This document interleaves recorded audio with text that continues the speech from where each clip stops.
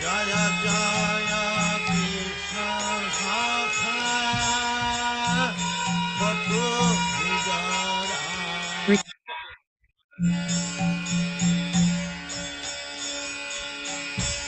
Jaya Jaya Rama Ghan Rohini Nandan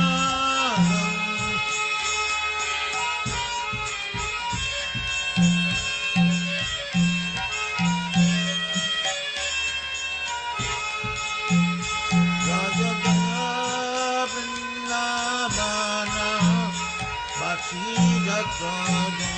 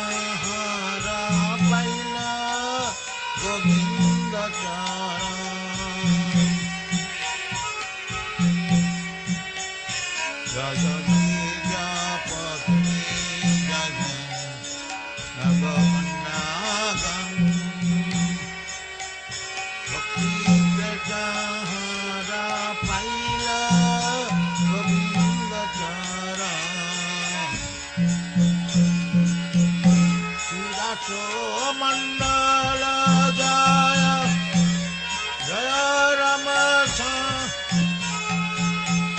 Sita Mandala Jaya Jaya Radha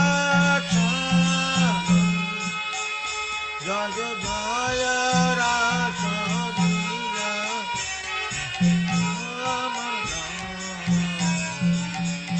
Jaya Jaya Rasa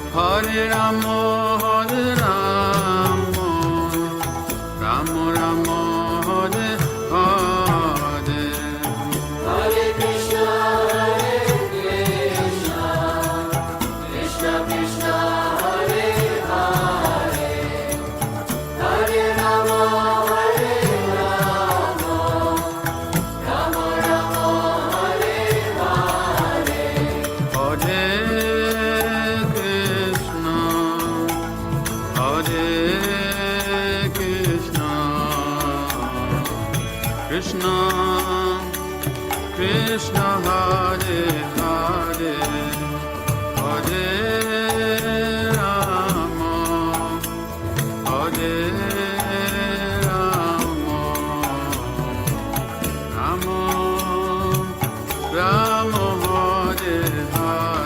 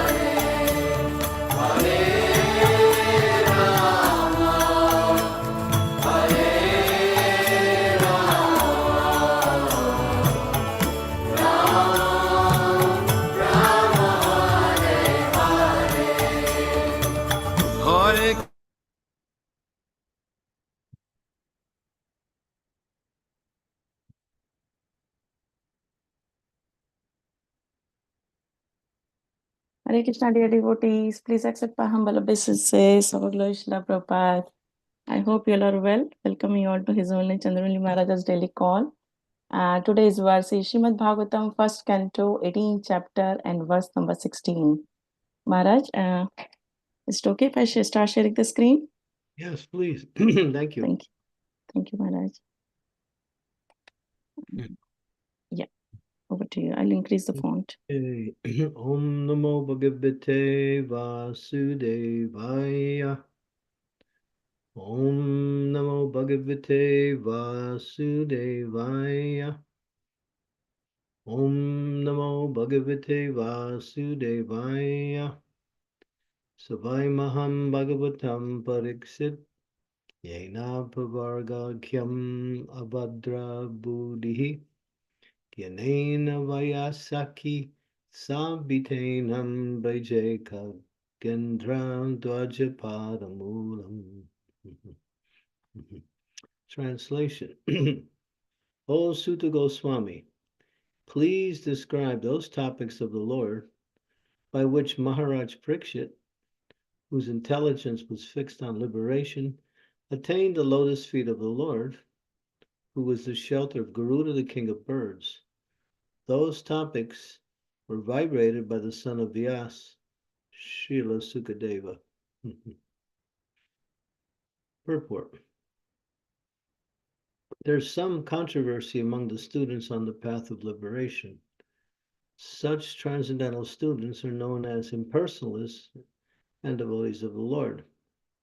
The devotees of the Lord worship the transcendental form of the Lord, whereas the impersonalists meditate upon the glaring effulgence or bodily rays of the Lord known as Brahmajyoti.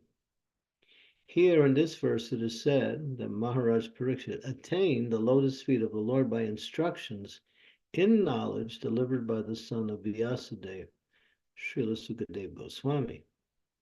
Sukadeva Goswami was also an impersonalist in the beginning, as he himself has admitted in the Srimad Bhagavatam 2.1.9. But later on, he was attracted by the transcendental pastimes of the Lord and thus became a devotee. Such devotees with perfect knowledge are called Mahabhagavats, or first-class devotees. There are three classes of devotees, namely Prakritya, Madhyama, and Mahabhagavat. Prakrita, or third-class devotees, are temple worshippers without specific knowledge of the Lord and the Lord's devotee. The Madhyaman, or the second-class devotee, knows well the Lord's devotees, the neophytes, and the non-devotees. But the Mahabhagavat, or the first class, sees everything in relationship to the Lord, and the Lord presence in everyone's relationship. The Mahabhagavat, therefore, does not make any distinction, particularly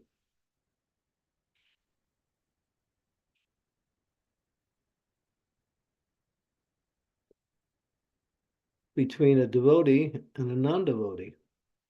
The Mahabhagavat does not make any distinction, particularly between a devotee and a non-devotee.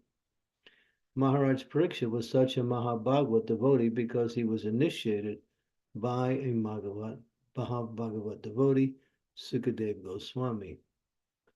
He was equally kind even to the personality of Kali, what to speak of others.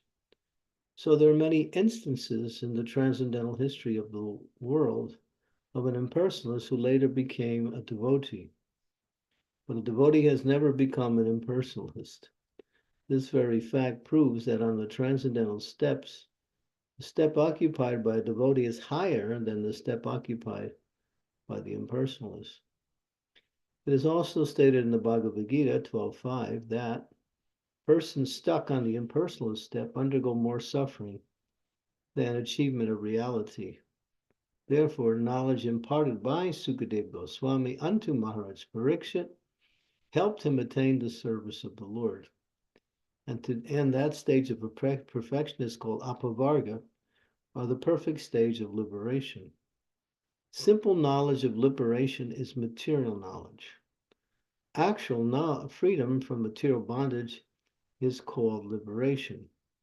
The attainment of the transcendental service of the Lord is called the perfect stage of liberation.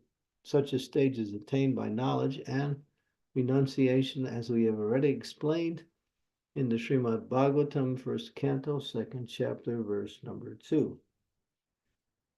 And perfect knowledge as delivered by Srila Sukadeva Goswami results in the attainment of the transcendental service of the Lord. Umagyan timidandasya ginajana salakaya chaksun militam yena tasmai Shri Gurave Namaha Shri Chaitanya Manobhistam Staptitam Yena Bhutale Swayam Rupa Kadammayam Dadati Swam Padantikam. Jai Sri Krishna Chaitanya Prabhu Nityananda Sri Advaita Gadadhar Srivasadi Gaura Bhaktivinoda Vanchakalpatarubhischa Kripa Sindhubhe Vachapatitanam Bhavanebhyo Vaishnavebhyo Namaho Namaha Namo Vishnupadaya Krishna Prastaya Bhutale Srimati Bhakti Vedanta Swami Niti Namine Namaste Saraswati Deve Gauravani Pacharine Nirvisesa Sunyavadi Astyatya De Sitarine Hare Krishna Krishna Krishna Hare Hare Hare Rama Rama Rama Hare Hare Vadanti tat tatvad vidvyam tadvyanam avyayam Brahmameti Paramatmeti Bhagavanmeti iti subjite. And that the absolute truth, as mentioned in the Srimad Bhagavatam, is one. But there's different realizations of the absolute truth. You look at a mountain from a long distance away, it may look like a cloud. You can't even tell whether it's a mountain or a cloud from such a far distance. As you come closer, you see it's a mountain, and you see that it is surrounded by greenery. But if you go on the mountain, then you see that there are living entities who live on that mountain. So in this way, the analogy is given that the impersonal manifestation of God is the bodily rage, which is the effulgence which pervades all of existence. Coming from the spiritual world into the material world, it's the Brahma Jyoti. And those who achieve that level no longer take part in material activities, but they still don't have the higher taste of spiritual knowledge because they do not engage in devotional service. Arunya Krishna Padam Padam Padantiyada Anandra Natra, let me see, Yusmaya Hangraha. They fall down. Why? Because they have no regard for the personality of Godhead. And therefore, without that relationship with the source, then one simply lives in the platform of knowledge. And knowledge cannot, I mean, just like you may have so much knowledge of a subject matter or many subjects, but if you don't have a relationship with anybody, are you going to find any happiness in just having a lot of knowledge? The whole basis of life and its happiness is based on relationship. And the ultimate principle of relationship is our eternal relationship with the Supreme Lord, which is understood through the process of service.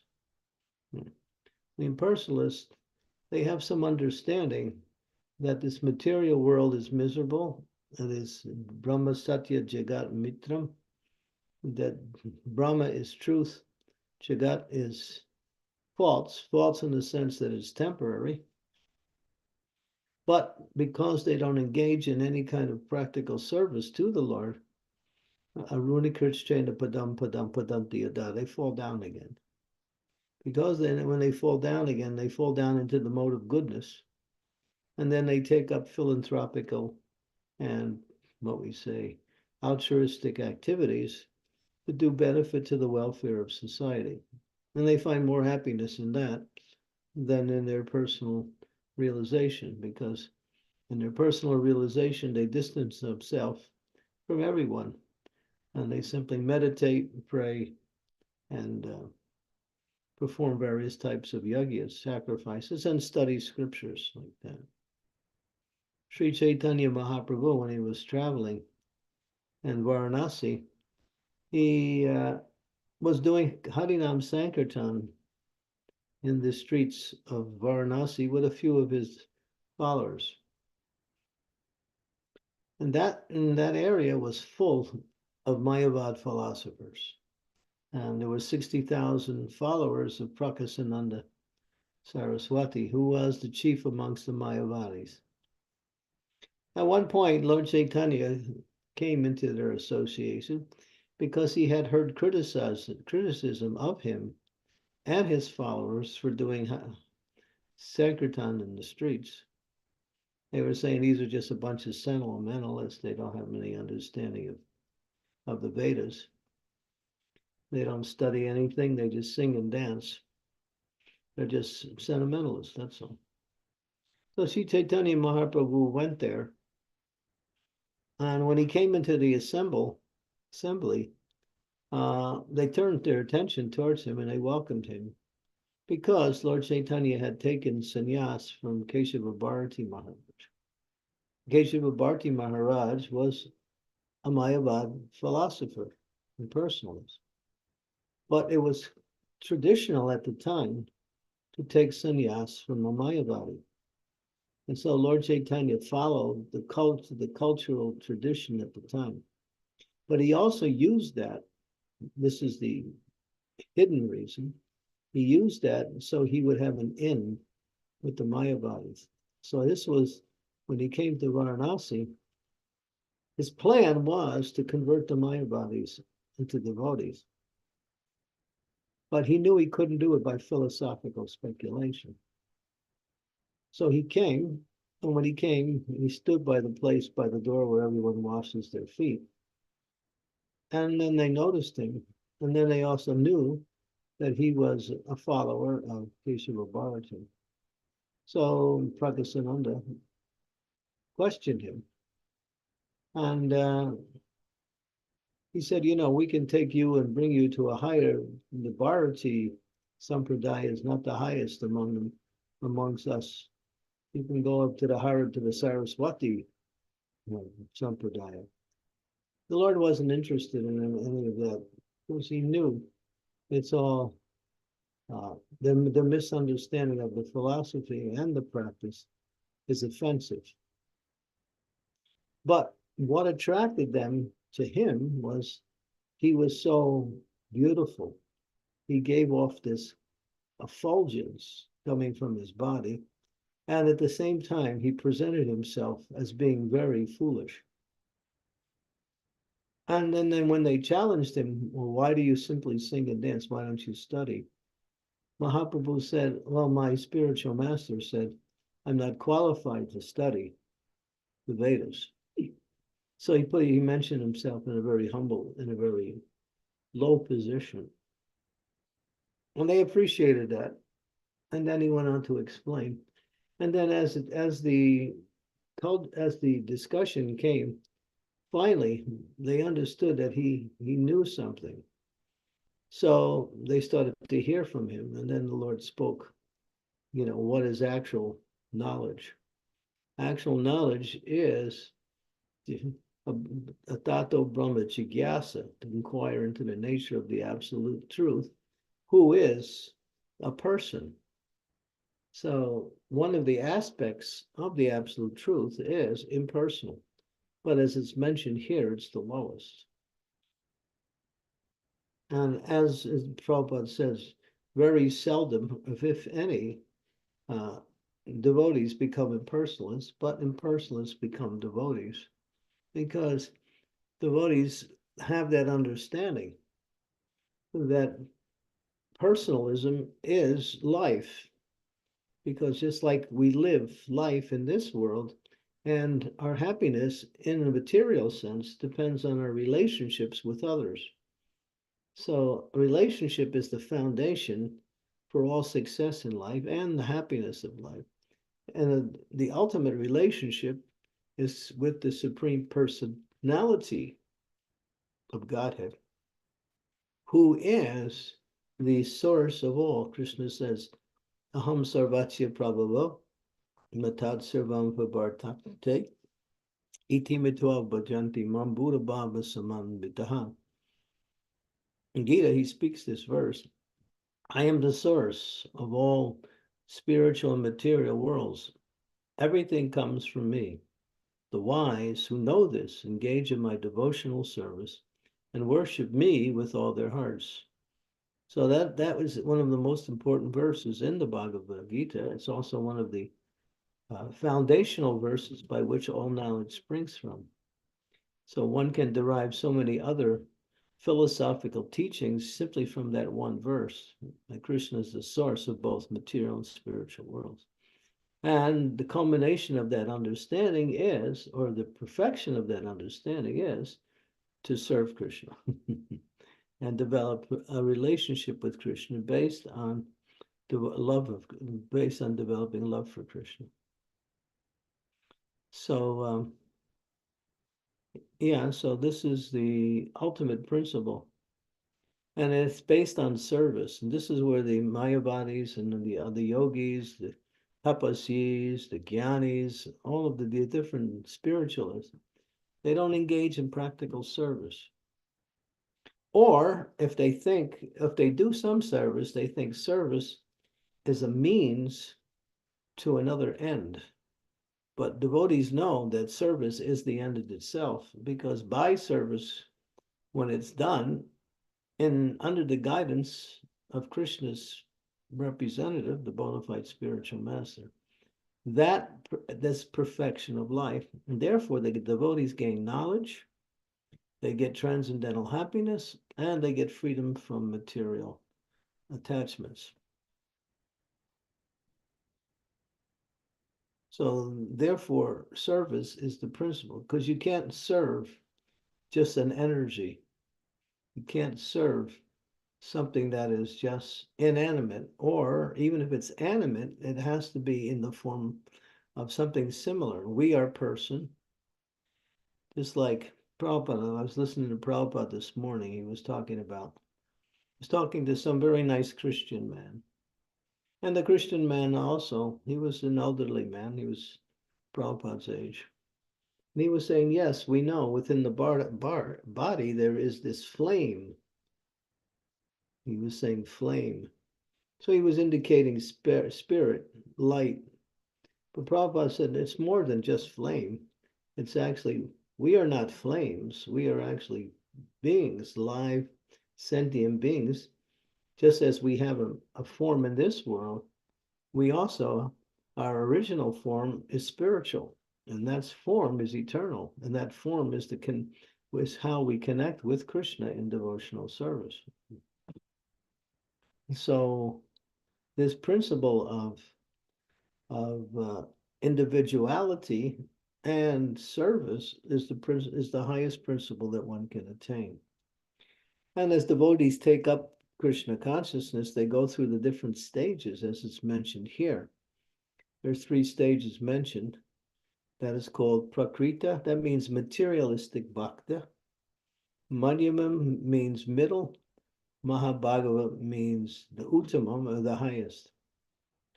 Prakrita bhakta is someone who joins and takes up deity worship, not deity worship necessarily, but takes up temple activities, doesn't preach, and simply maintains their own Krishna consciousness. They have regards for the spiritual master. They have regards for the Supreme Lord, but they're not so inclined to give Krishna consciousness to others, and they don't usually develop too many relationships outside of themselves. They're more interested in their own personal activities.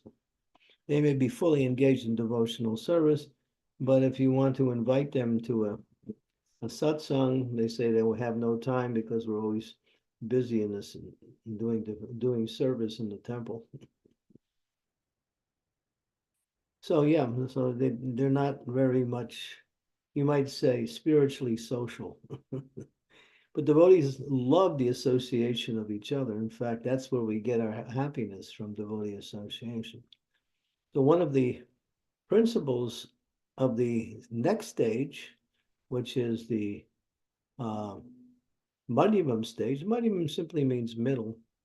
This is nicely described in Nectar of Instructions, is that making friends with and sharing Krishna consciousness with devotees.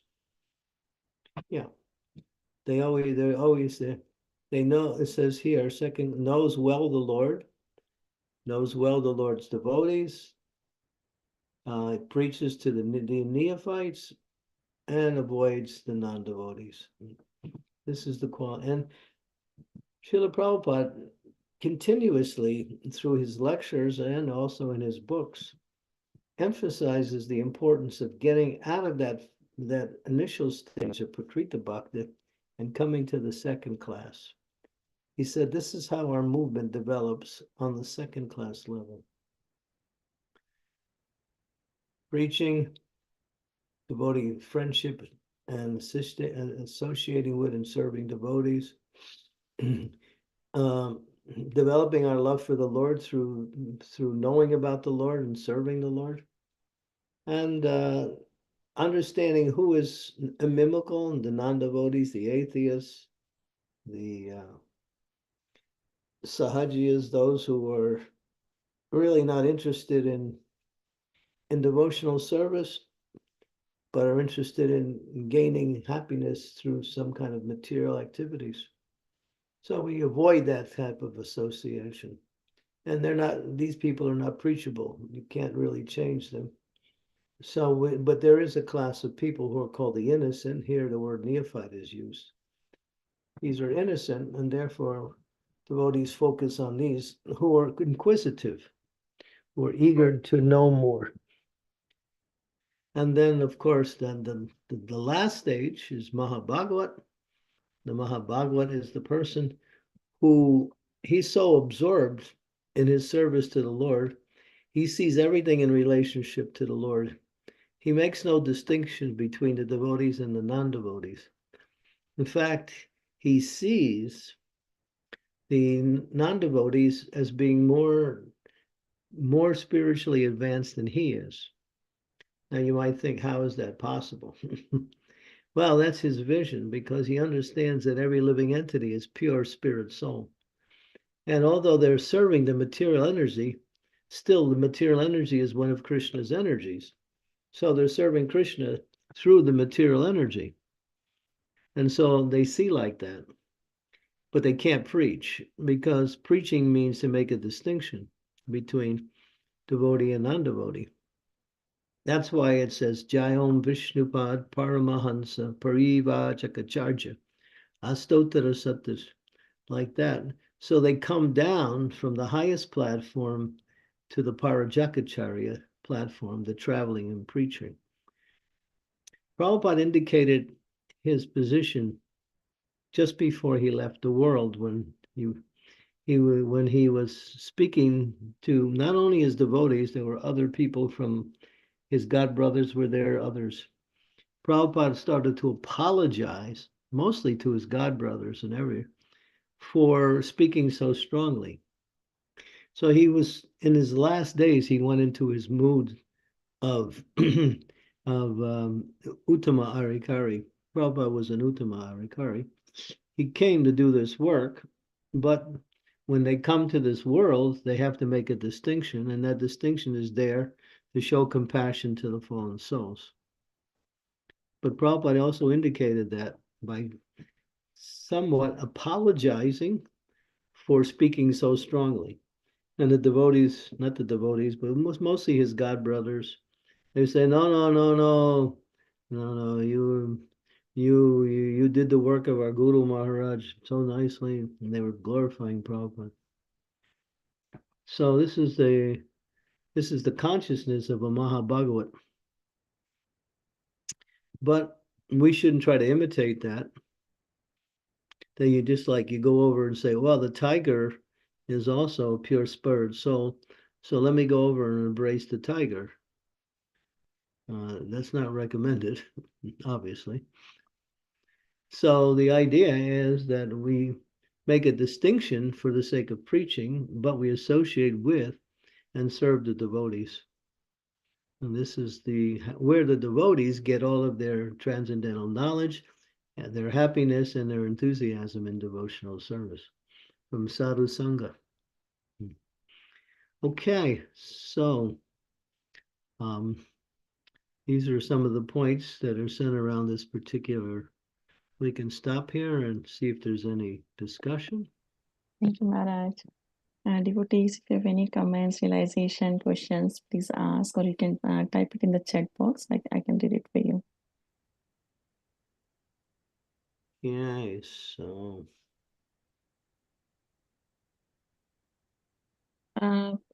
Shilpesh Prabhu has asked if the voice is, can everyone hear Maharaj clearly? I can hear definitely clearly, properly.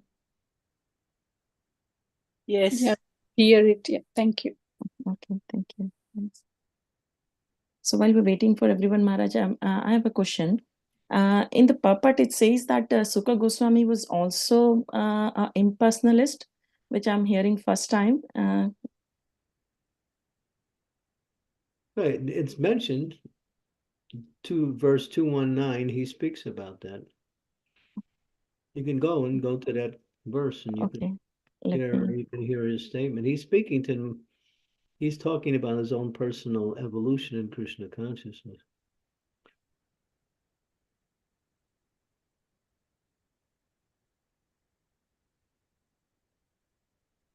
I was certainly situated perfectly in transcendence.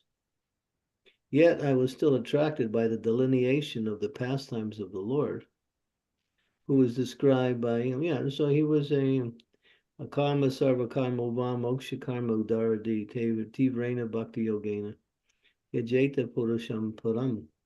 What is that verse? It says that even one who is self-satisfied by transcendental attainment still becomes eager to hear the glories of the Lord. So that's how, when the four Kumaras were also Brahma bodies. So there's two kinds of impersonalists. There's the Mayavadis and the Brahmavadis. It's not just one. The Mayavadis are more like, they have a misconception that the living entity, they have the idea of oneness with God, and therefore Oneness means sameness. Sameness and the same as identity. Therefore, he said, they say that all living entities are actually the supreme because they are all pure spirit souls. But our philosophy is that there is oneness and then there's difference also for the sake of exchange. And so, and then there's the Brahmavadis who just think that Brahman is the highest realization. Before Kumaras thought like that, but then when they came in contact with the lotus feet of the Lord by the sandalwood pulp that was smeared on his lotus feet and the tulsi leaves, all of this changed and they became personalists simply by that contact. That's mentioned in the third canto. So yeah, so Sukadeva Goswami was also a transcendentalist, but situated in Brahman. Okay, thank you. He wasn't a Mayavadi, he was a Brahmavadi. There's a difference. Brahmavadis are not offenders, Mayavadis are offenders. So when it says Brahmavadi, does it mean that they can come in the dynasty of like coming down from Brahma? No, it means No. they have Brahman realization. Okay. It has nothing to do with Brahma, it's Brahman. Brahma. Okay. Brahman, not Brahma. Yeah. Thank you. Brahman means the bodily effulgence of the Lord that pervades the whole creation, which is the spiritual energy.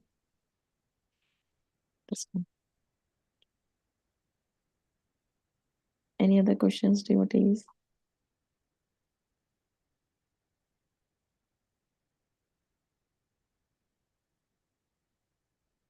Just one more thing, Guru Maharaj. When it says Prakrita in previous verse, our original verse, so does it mean that, three type of devotees when you have Kanishta Adhikari, Madhyam Adhikari, and Uttam Adhikari? So I'm assuming Kanishta Adhikari is the one who are, worshipping the Lord, but not not thinking of devotees. Okay. That's Prakrita Bhakta. Prakrita. Prakrita means materialistic devotee. So in that sense, Guru Maharaj, like we see devotees in India as well, like, they're so much involved in the deity worship, but they don't take care of, they don't think of the devotees of the Lord is same as, as same position. So I'm assuming they're all Kanishtas. Deity worship is for the neophytes and deity worship is for those on the highest platform, both. Okay. Those on the highest platform see the deity as being, they see the living entity as being within the deity also. They're worshiping the Lord and the devotee at the same time. But the neophytes who begin deity worship in the very beginning of their practice, they simply think, the deity is everything.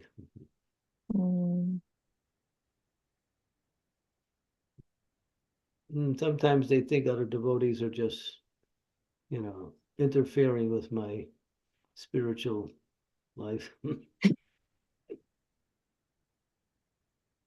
I understand. Thank you. Yes, Krishna Kaviraj Prabhu, please go ahead. Thank you very much. Very much. Please accept my humble obeisances. All glories to Srila Prabhupada, all glories to you and your servants, Maharaj. My humble obeisances to all of the devotees. Very much.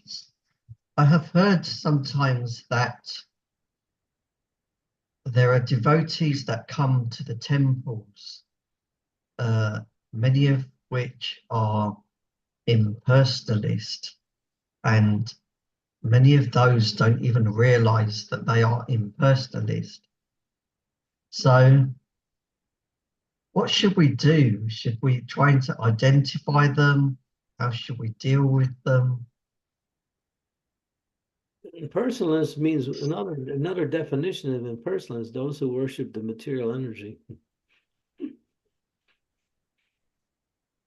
other words, if you're inclined more to material life, you're more like an impersonalist than you are a personalist. Because the material energy is dead. It's not personal.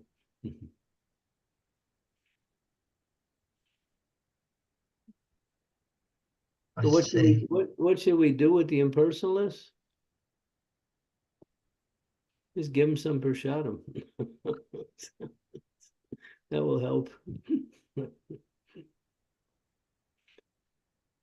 Hare Krishna. Thank you, Maharaj. I don't think we should treat them. I don't think we should make a distinction. Anyone who comes in the temple, give them a chance by introducing them to Krishna consciousness. Later on, we might find out how they perceive things, but that's not our business. Usually we just welcome people. But if they start talking impersonalist philosophy, then we should explain the difference and the superiority of personalism.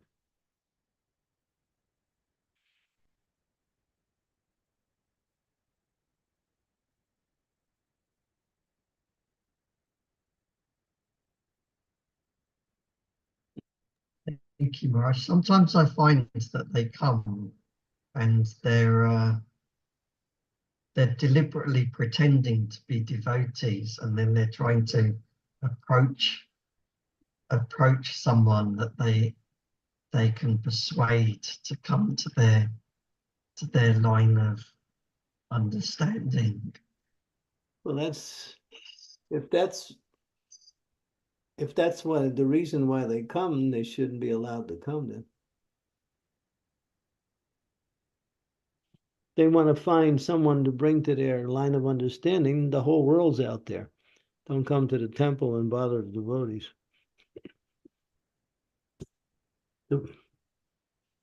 Because they think it's easier. We tell them, go out and preach. If you want to preach your philosophy, don't preach it here. That's all. And those yatras that are strong like that, they don't allow that. I can mention a few yatras that as soon as people preach impersonalism, they're either encouraged to give it up or to leave.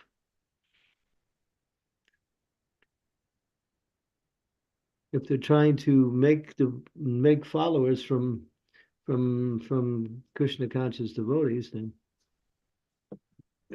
they shouldn't be allowed to do that.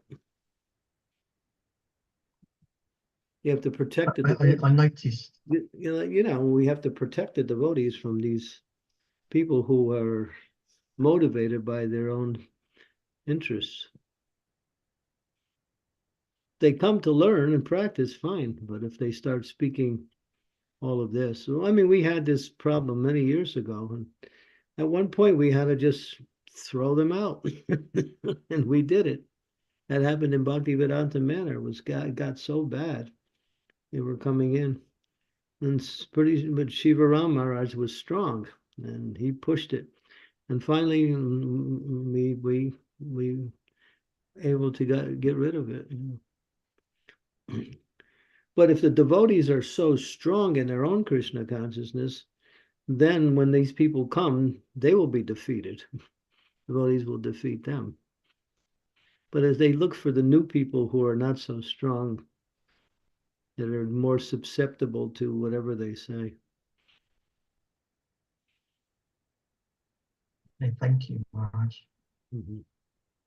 I noticed that at Radhadesh, but nobody was giving them any attention.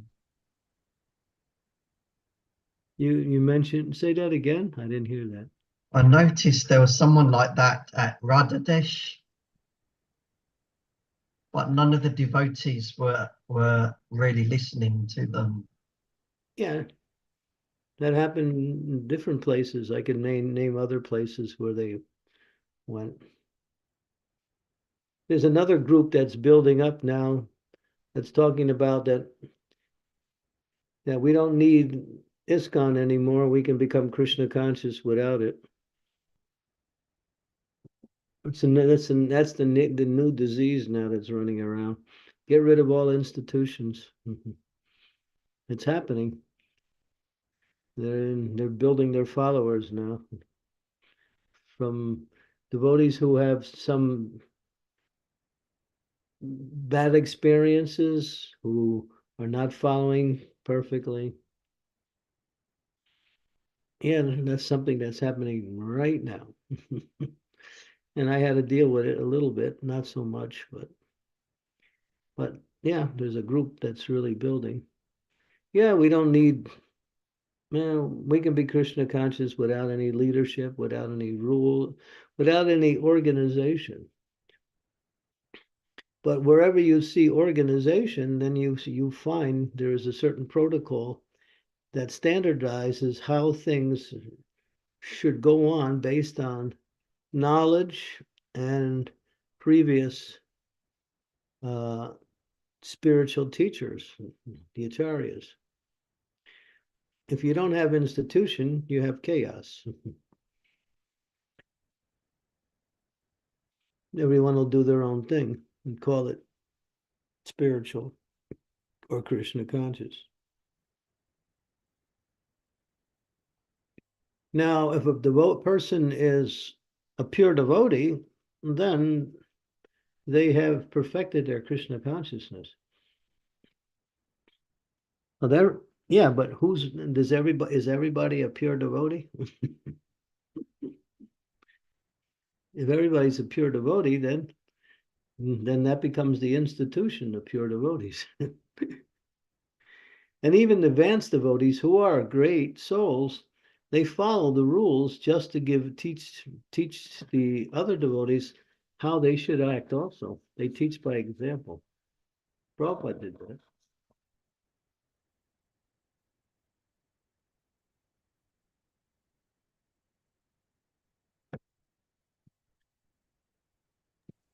Thank you, Maharaj. Thanks. Wherever there's pure religious principles, there's attack from irreligion, or what we say, mixed religion, or even demons. You can expect that, especially in Kali Yuga. So that's why it's so important to know this philosophy and to keep a good association with devotees. Otherwise, you can also become victimized by such propaganda, because sometimes it sounds very reasonable.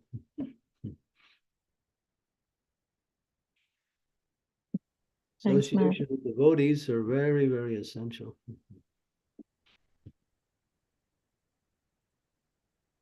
Maharaj, there is a question. Rati Mataji, I'll come back to you. Just there's a question waiting from two Matajis in the chat. So there is first question from Scarlett Mataji. Mataji is asking, Hare Krishna, could the disciple of Bhakti Siddhanta Saraswati Thakur be Mayavadi?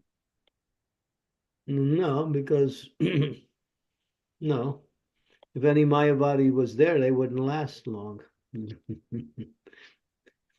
My Bhakti Siddhanta Saraswati was called Lion Guru, the Shringa Guru.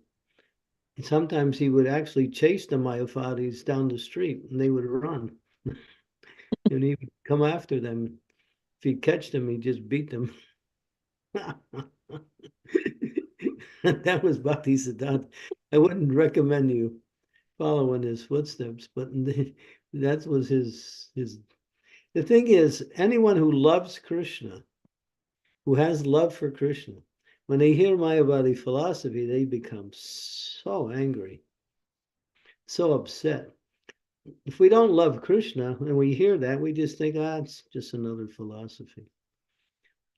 But Mayavadi philosophy is trying to void out Krishna's existence, like it doesn't even exist.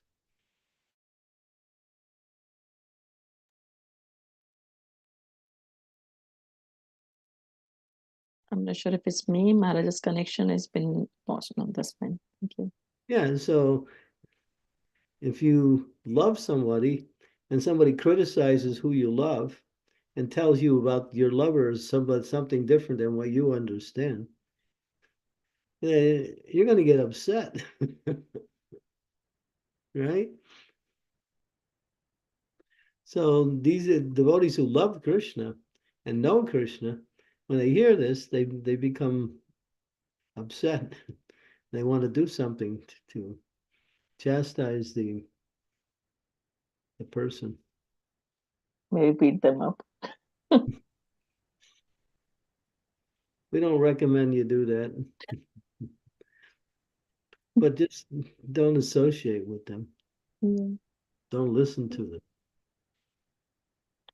Thank you, Maharaj. So there's another question from Nursing Lilo Mataji. She's asking, Hare Krishna, please accept my humble obeisances, August Prabhupada. I always love hearing the story of Lord Chaitanya's preaching to Mayavadis, especially the part when his humble attitude is mentioned. It reminds me of the power of humility.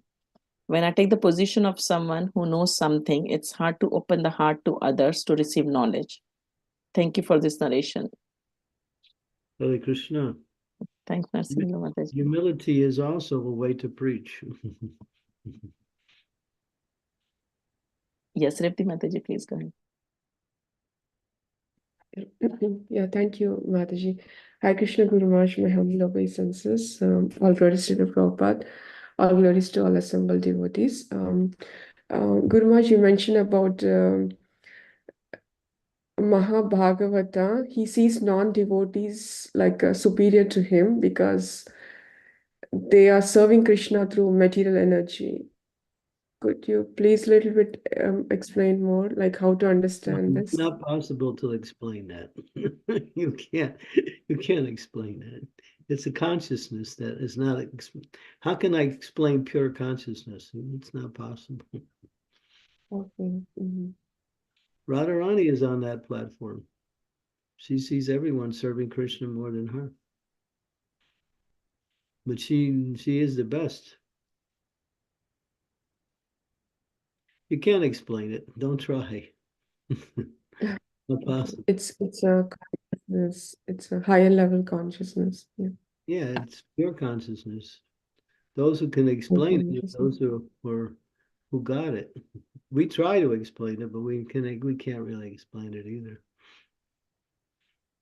Okay. Yes, thank you. Just accept it. That's all. That's what the Yes. Shastra. Mm. Mhm. And Prakrita Bhaktas Guru Maharaj, how much we should take association of them? Because We should try to help them, elevate them. mm, okay. If you're a Madhyam Bhakta, then you can do that. If you're a Prakrita, then that's different. You have to see, there's characteristics for each of these classifications of devotees. You can judge by the characteristics what level of practice you're on.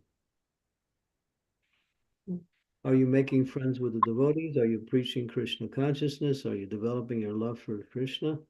Are you avoiding the non-devotee atheists? Then you're on the second platform. Okay, Guru Maharaj. Okay, Guru Maharaj. Thank you very much. Hare Krishna. Yeah. Thanks, Repti Mataji. Sripesh Prabhu, please go ahead. Hare Krishna Maharaj, please accept my humble obeisances. All glories to Srila Prabhupada. Maharaj, I'm trying to understand the difference between service and transcendental service. So, for example, in Persilis, Mayavadis might say, do a lot of charitable work to help people who are suffering. How would we look at that from a point of Krishna consciousness? If people are suffering, would we still help them but bring them to Krishna at the same time? We do that. We have our Food for Life programs. We distribute Krishna Prasadam. And sometimes they come and associate with devotees, and then they learn more about Krishna consciousness. We do that.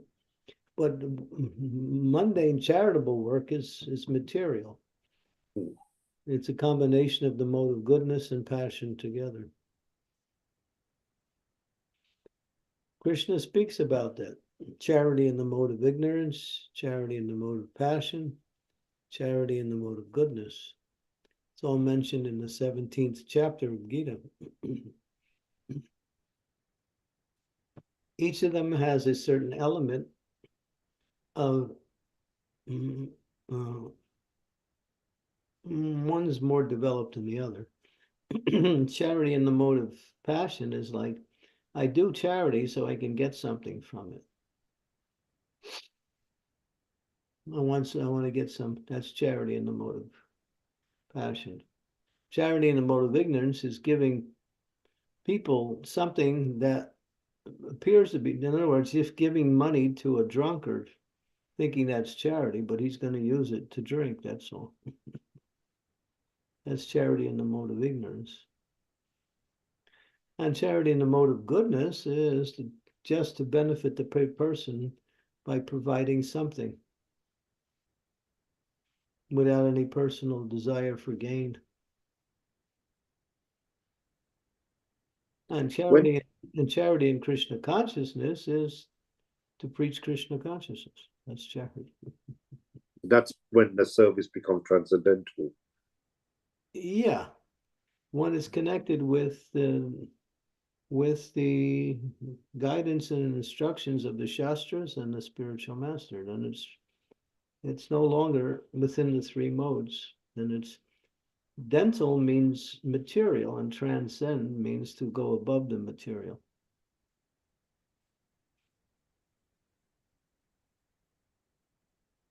Thank you, Maharaj. Very helpful. Yeah, good, thank you. It's important. Thanks, Silpesh Prabhu. Yes, Amrita Namataji, please go ahead. Hare Krishna Guru Maharaj, please accept my humble obeisances. All glories to Srila Prabhupada. So Bhakti Siddhanta Saraswati Thakur said we should get angry towards three type of persons. One is towards ourselves when we are lazy in devotional service. Second is on the our own relatives who create disturbances in performing devotional service, and third is the demons causing trouble in the world. So when I contemplate on the third point, is it the Mayavadis and the impersonal, does that include in the third point which he mentions? The Mayavadis are not demons, but they all can also have certain demoniac tendencies. He's talking about the demons, full-fledged demons, who actually work to destroy people and spiritual principles.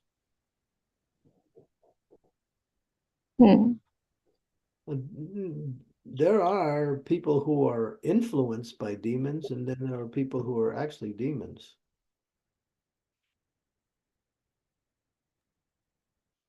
Okay. Influenced, although they may be acting in a demoniac way, still we should try to we understand that they're simply misled, that's all. And therefore giving them some knowledge. But the actual demons you can't do anything with. If you try to preach to them, they're going to get angry at you and blaspheme you and try to push you down somehow. Because as we have seen, Bhaktisiddhanta Saraswati Thakur was very strong towards the Mayavadis and impersonalists. And Chaitanya Mahaprabhu, at the same time, he tried to convert Prabhupada Saraswati. He did. He was strong. So, so like, as situation allows, we should try and take our step in that way, or just be strong as recommended by Bhaktisiddhanta Saraswati Thakur. If you can do it, it's great service. But if you become influenced by them, because Mayavadis are very expert at speaking, they can convince you of something simply by the way they speak. They're very expert speakers. That's their effectiveness, their ability to take the Shastra and twist it and around and explain it in a different way, but they do it in such a logical way that that's why it says better not to hear from such persons unless you're on a very high platform of devotional service where you can influence them. But usually they're not influenceable. Sometimes the Mayavadis are also called as demons too. You'll find that statement also. Because they have no regard for the personality of Godhead.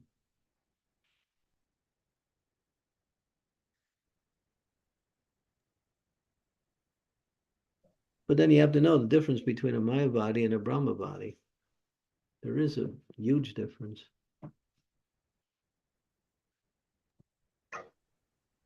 So unless Can I you, I mean, if that? you have to really know Krishna conscious philosophy well, and you also have to be able to explain it in contrast to any other philosophy.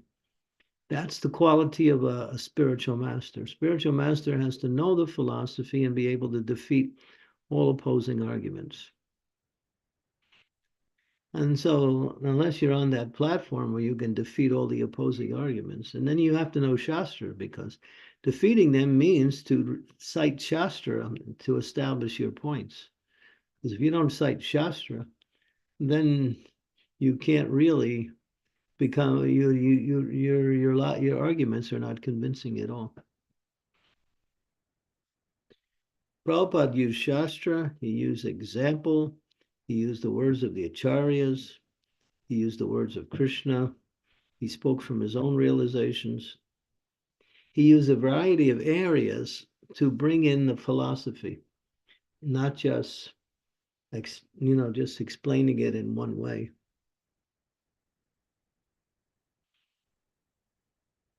And so we just avoid these people generally. That's all.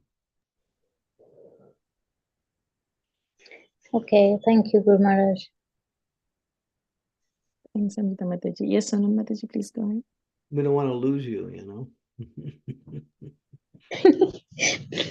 No, Guru Maharaj, I realize the difference. Thank you.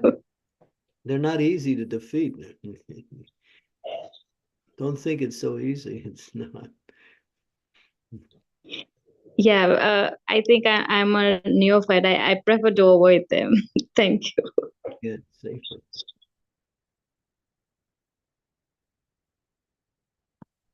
Hare Krishna Maharaj, please accept my obeisances to all the devotees as well. Maharaj, I have this question regarding these three types of differentiation between these three types of devotees. So when we start studying the scriptures, the point of us practicing devotional services to become a pure devotee. So then all these three differentiations doesn't exist till the time we reach that stage of pure devotional service. So personally, I feel that I'm just trying to be devotee. I'm not a devotee. So in that stage, how is it appropriate to try to place myself in any of the stages? No. You can be a pure devotee in the second class platform. You can be a pure devotee in the first class platform. So doesn't mean you have to come to the first class platform to be a pure devotee.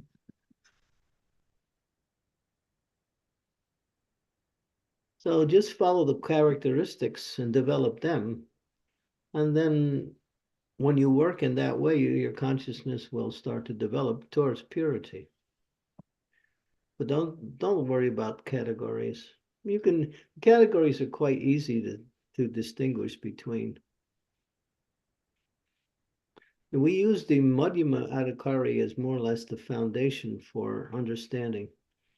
If you're doing those four things, then you're acting on the Madhyama platform. If you're mature in those four things, you've achieved that platform.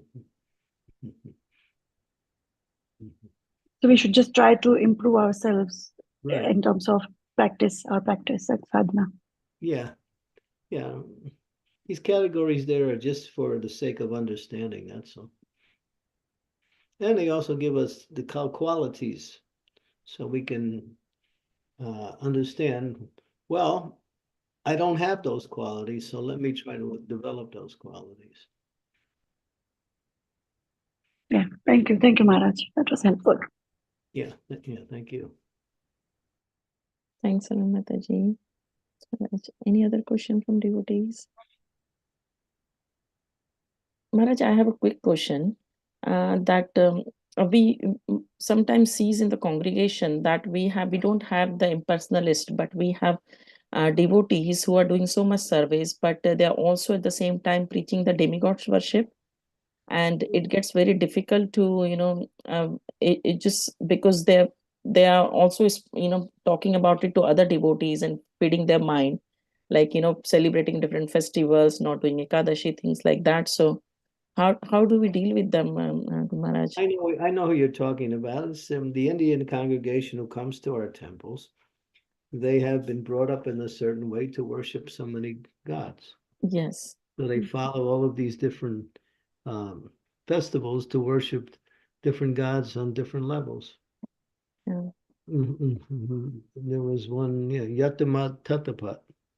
You're okay, I'm okay. Worship is all it counts, doesn't matter who you worship. Mm. But that's because they're doing service, they're in the right position. But if they're worshiping the demigods, they don't understand the purpose of service. Krishna explains in the 6th chapter of Bhagavad Gita that bhajate, he uses that word bhajate. Bhajate refers to him, not to anyone else. Bhaja.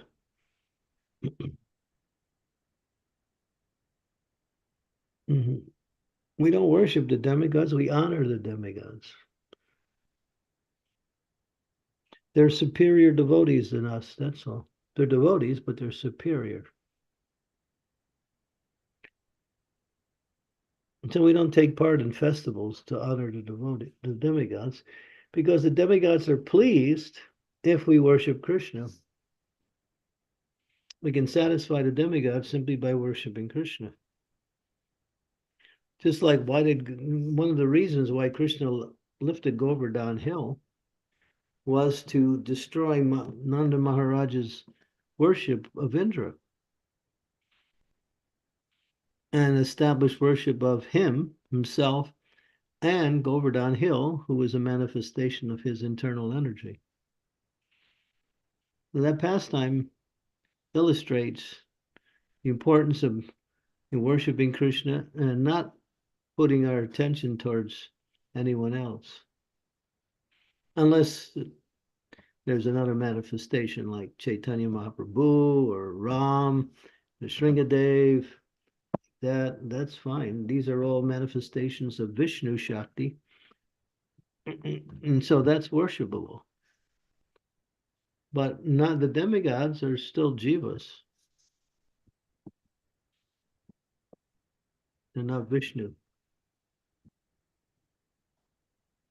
But Maharaj, what to do with this devotees? Because what they do is, they go around and talk to everyone. Like in our group, Bhakti Vriksha group, there are families coming who is making a close friends with other devotees, and they're talking about these different festivals they're going to, celebrating it, what they're doing, and so it just gets very difficult. Nobody's training them. Nobody's having any classes to educate them. That's why we're supposed to have classes so we can educate people when they come to our temple. That's one of the first thing you do is you bring them in, give them a chance to associate, and then you start educating them in the philosophy. And you have classes and you encourage them to attend classes like on Bhagavad Gita and stuff, where Krishna speaks 4 verses in the 7th chapter of Bhagavad Gita. But those who worship the demigods, their intelligence is, when we say Hita Gyan, Rita Gyan, he says, it's disturbed. It's what's the word? Rita means Rita Gyan. Their knowledge is contaminated. 4 verses said, 7th chapter, verse 20. Go to that chapter. Sure. Chapter 20. Chapter 7, verse number 20. Just read the translations. Go down the list of the translations. Yeah, that's all. All you have to do is read the translations. Yeah. Start with number. Should I read it? Yeah. Yeah. Those whose intelligence has been stolen by material desires surrender unto demigods and follow the particular rules and regulations of worship according to their own natures. I'm in everyone's heart as a super soul. As soon as one desires to worship some demigods, I make his faith steady so that he can devote himself to that particular deity. Endowed with such a faith, he endeavors to worship a particular demigod and obtains his desires. But in actuality, these benefits are bestowed by me alone.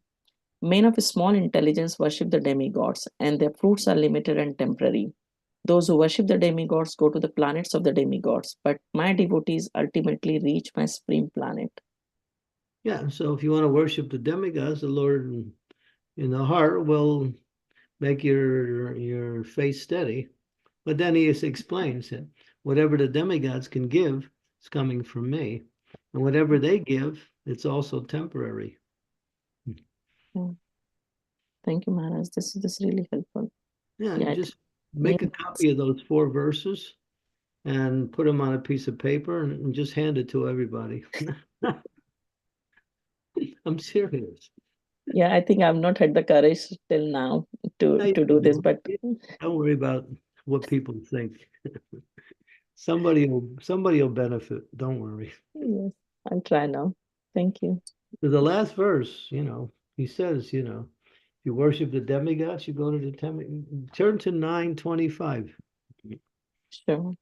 925 in Bhagavad Gita. Yeah, just go for the translation. 9, Oops. chapter 9. Oops, sorry. 9. Press the wrong place. Chapter. This is clear. This is a verse that's clear. Those who worship the demigods will take birth among the demigods. Those who worship the ancestors go to the ancestors. Those who worship ghost and spirit will take birth among such beings. And those who worship me will live with me. Okay. Yeah. Thank You you. have your choice. What do you want to do? Yes. Thank you, Maharaj. Sorry. And Srinya Puni Martyaloka Vishanti. That means that those who attain the abode of the demigods, Srinya Punya, that Punya exhausts after some time, and then it's like you're driving in your car, and all of a sudden you run out of gas. Then you can't go any farther. So, in the same way, they fall from their position as demigods and come back to the Earth planet, or sometimes even lower. It's temporary. Okay. And there's also dangers in that also. Krishna says, Abrahma Bhumana Loka Purna Vitya Arjuna, Mamupetya Purna Janma 19, what is the lesson? Purna Janma Vidyate. From the highest planet in the material world, which includes the demigods, down to the lowest, all are places of misery, wherein repeated birth and death take place. The one who attains to my abode does not come again to this material world. Maybe we like it here. I don't know. You like it here? You can keep coming back if you want. That's not a problem. If you want to keep coming back, you can come back. But you don't know what you're going to come back as, and you're not sure who's going to be your relative. Your relative might have 4 legs, So if you want to keep coming back, it's a risk.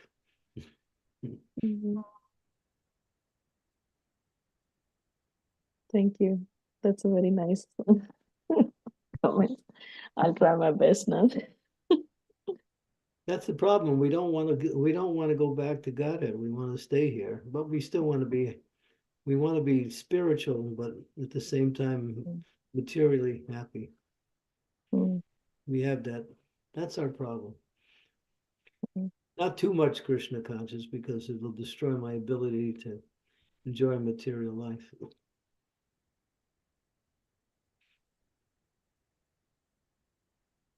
But that's the thing, Krishna provides all the whatever we need, like the necessities are provided by Krishna. He ensures that his devotees has what they need. It's not like we are starving or living on the street.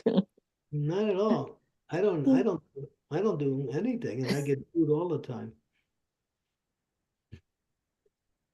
Just like today, I was sitting in the plane, and it was time was a 1-hour flight from London to Ireland. I'm in Ireland now. So yesterday I was at the house of Nrsinga Leela. And just before I left, she hands me this thing. And I said, what is this? She said, oh, some prasadam for you if you want it. So today, when it came time for breakfast, I just looked and I said, oh yeah, I still got that. Good. I got some nice prasadam from the Sringalila. So Krishna in the heart told her, you know, this guy needs something to eat. So feed him. But she's also very kind and does it as a service. So whatever you need material, don't worry, Krishna will provide it. You think you have to work for it, then you will be like everybody else, wasting time just working for things that come automatically by Krishna's arrangement.